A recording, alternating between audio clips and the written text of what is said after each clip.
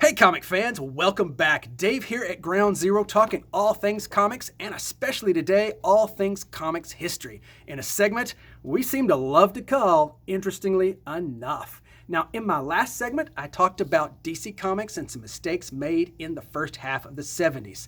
And if you haven't seen it, what are you waiting for? Go back and watch it. It's gonna come out to be pretty pertinent today.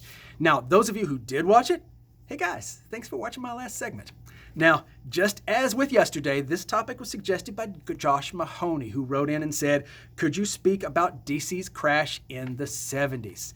Thank you, Josh. We appreciate it, and this is a great little subject. Now, we're going to talk about the second half of the 70s, starting with 1975. By 1975, Marvel had been number one for several years, and they were kind of already the undisputed industry leader. But one thing they were doing was flooding the market with books, lots of reprint books and all sorts of things, because they were trying to run another upstart publisher out of business by the name of Atlas Comics. The Atlas Comics story is kind of short, but really interesting. It'll be a great topic for another day. Now, there was another thing that was coming along in the early 1970s, and that was paper shortages. In 1975, word of an impending paper shortage really cast a pall over the comic market. Now, this kind of forced publisher of DC, Carmen Infantino's hand, because he was afraid Marvel would tie up all the paper and hence dominate the racks even further. So he had to go head to head with them, whether they could afford it or not. And he launched 28 titles in 1975.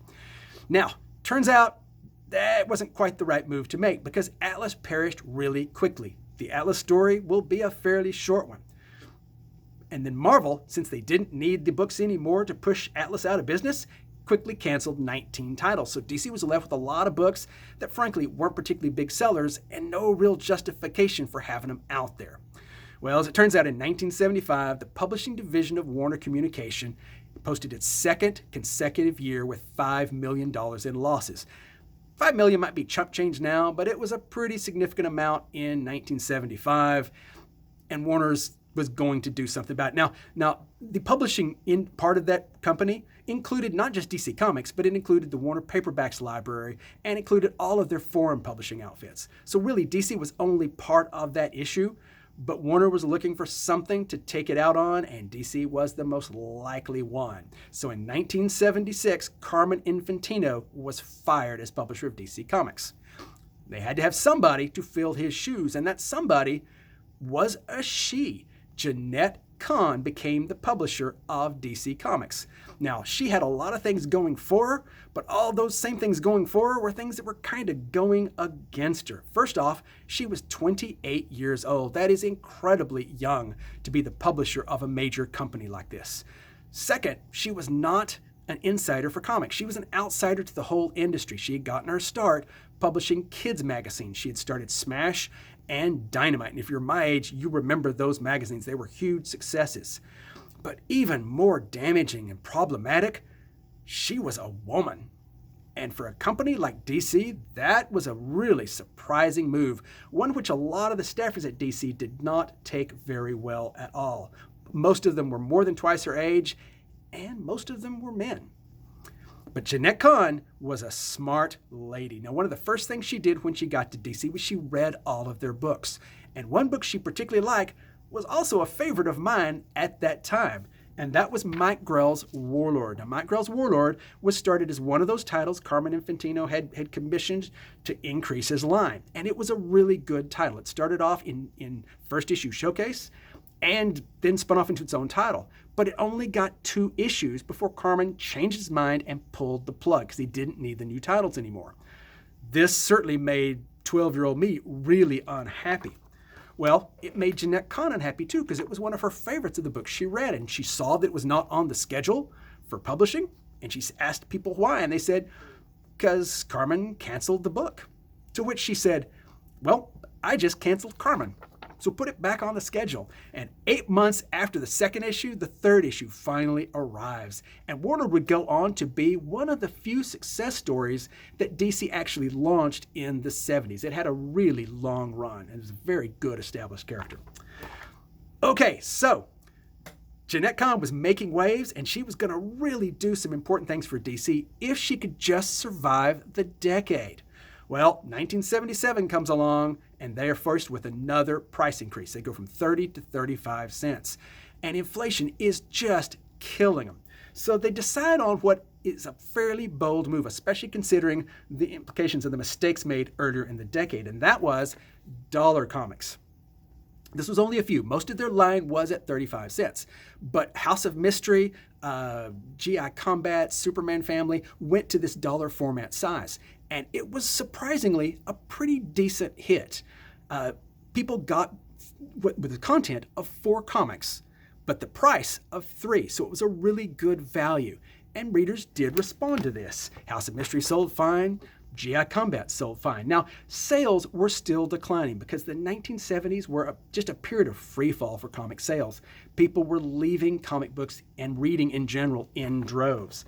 But the dollar comic proved to be kind of successful for them because at 80 pages in length, it was a good value for the reader, but it was also a good value for DC. Because while these books were declining in sales, the higher price point actually made them more profitable. For example, World's Finest had decreased from 196,000 copies an issue to 161. They felt like that was inevitable, but at triple the price point, it actually made more money, and DC desperately needed that profit to stay a viable part of the giant Warner Communications conglomerate. Now, by 1978, DC had been using World Color Press in Canada, and World Color was doing everything they could to keep costs down. Because again, their enemy was inflation. But they were doing stuff that was just borderline crazy. They had invented a type of paper just for comic books that was worthless for anything else. It was so cheap and so flimsy to print on, no other magazine could use this paper. They were using water-based inks because they were cheaper. They didn't look as good, but they were cheaper, which is why a lot of the comics you get from that era are much more faded. I was always surprised when I go back and get comics from the 50s and 40s, how vibrant they looked, because they used better ink. Not only that, they stopped using metal pressing plates and were going with plastic plates. You just couldn't get any cheaper than they were doing comics in this time period. But despite all of that, another price increase was just inevitable. Comics were going to have to go to 40 cents. Well, DC staff got together and came up with a plan, and this was another bold initiative. Since the dollar comics had done fairly well, they were emboldened to try something completely the same. They were going to take their books up in page count from 17 to 25 story pages by adding another 8-page signature. Well, this was all fine and well, but the price is going to have to go up significantly for this new content. And so they're going to go from 35 cents to 50 cents. It still made a much better per page price for the books, but it was also still going up. Now, they planned on doing this and increasing their line with a lot of exciting new titles, and they wanted it to coincide with the release of the Superman the movie, June 1st, 1978. And they called this the DC Implosion. They promised bold new characters, more story content, more pages, more everything. Everything was going to be bigger. Everything was going to be more exciting. They were thoroughly enthused and behind this publishing initiative. Now, Jeanette Kahn was particularly behind it. Interestingly enough, she was not around the first time they made this critical mistake. But she thought the extra 8 pages would encourage better stories from the creative teams and make for a much more satisfying product for readers. She thought it was a better value for the money, and that also would encourage readers. And she thought the higher price point would encourage distributors to handle their product because they were having a lot of trouble getting distributors to even bother moving these comics into stores where they needed to be to sell.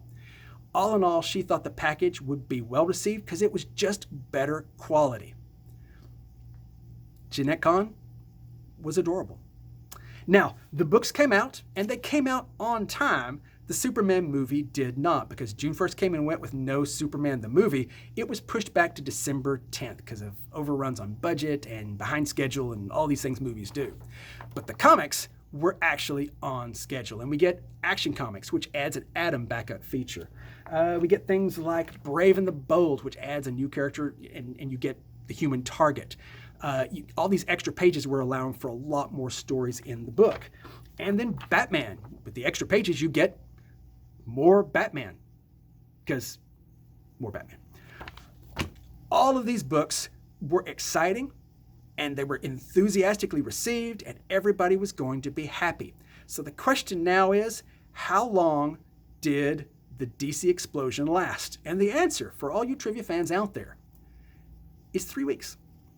It lasted a mere 3 weeks, because June 22nd, 3 weeks later, it was time for the annual budget review with the top brass at Warner's. And there was a problem that had been looming on the horizon, because the first half of the year saw one of the worst blizzards the U.S. had ever seen, now referred to as the Great Blizzard of 1978. It wasn't just a small localized blizzard. It covered a huge part of the U.S. It started in the central Ohio Valley in late January. And I mean, we're talking Illinois, Indiana, Michigan, Ohio, up to Wisconsin, all the way down to Kentucky. But then by February, it had moved into the eastern seaboard, New England, New York, Connecticut, Rhode Island, Massachusetts. It just hit everywhere, and it was awful. Hurricane level winds, tons of snow dropped for days at a time. It was a disaster. Absolutely disaster. Thousands and thousands of people were injured. Hundreds were killed. There was over $520 million just on the eastern seaboard alone. It locked everything down. People were reported to have been stuck in their cars for days at a time. And you know what happens when people are stuck in place? They don't buy magazines.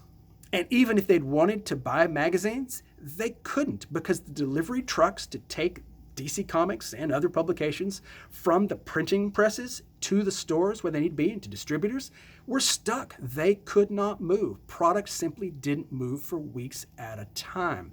It was a debacle, and it completely showed up in sales numbers for everybody, not just DC. Marvel took a huge sales hit. So did Archie Comics. So did Time and Newsweek magazine. Everybody suffered from this, but Warner Brothers looked at the numbers, and they were not happy. They ordered DC to immediately cut almost half their line. Not later, but sooner. DC complied and not only cut 24 titles out of their schedule, they reduced the price on all their books from the bold, innovative, gonna be exciting and great 50 cents back to 40 cents and cut the page count back to 17 pages. The DC Explosion was a disaster, and it was forever then referred to as the DC Implosion. Now, a lot of books got canceled. They canceled All-Star Comics, Commandy, Firestorm, Showcase, Witching Hour. Most war titles were cut. Our Army at War and things like that. All of these books basically were suddenly gone. And one of the books that was on the chopping block was actually Detective Comics. Now, Batman Family had come out a few years before and featured stories of Robin and Batgirl and Catwoman and people like that. And it actually was pretty successful, and it was outselling Detective Comics at the time. So it was going to survive, but Detective Comics was going to get the axe. Now, a lot of staffers at DC, though, realized this would be a terrible thing. This was the comic that had given DC their name. That's what DC stood for. So, yes, that meant it was Detective Comics. But either way, Detective just didn't need to go down. So what they came up with to save the book was to incorporate Batman Family, to move Batman Family over to Detective Comics, make it a dollar comic, and that way it survived. So for Batman, the war went on. But a lot of other comics were not so lucky, and a lot of other staffers were also not so lucky. A large number of staff at DC were immediately let go.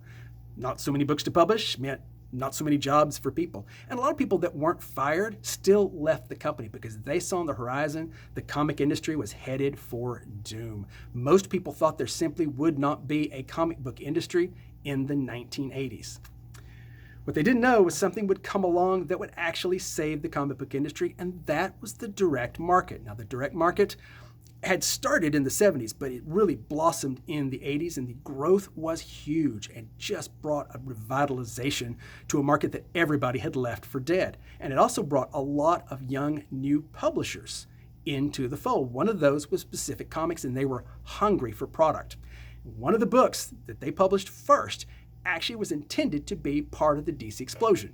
Now, remember I said Jeanette Kahn loved Warlord? Well, when they were going to expand their line yet again, she commissioned Mike Grell to create another somewhat similar character. And he inverted the premise and came up with Starslayer. And that book was on the DC schedule when the axe came down from Warner's. It was one of the books that never, ever saw the light of day. So when Pacific Comics came along and needed product, Mike Grell was all too happy to comply, and Starslayer finally gets published. Just not at DC. Well, there you have it. Not once, not even really twice, but really 3 times. DC went ahead with an idea that had just not proven to be good. It should have been. Honestly, the 50-cent, 25-page magazines probably would have sold fine. The indications were that it would have.